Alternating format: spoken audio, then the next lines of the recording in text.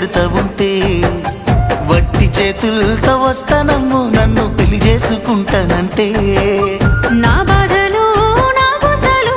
నువ్వెందుకు కడతావయ్యో ఆ భగవంతుడు నిన్నెప్పుడు సల్లంగా చూడాలయ్యో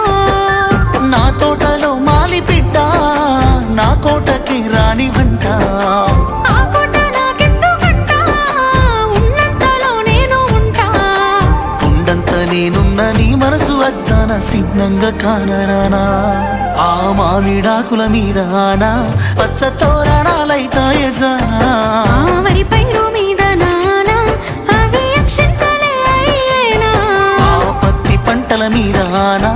పట్టు సీరలై వస్తాయ జానా ఆ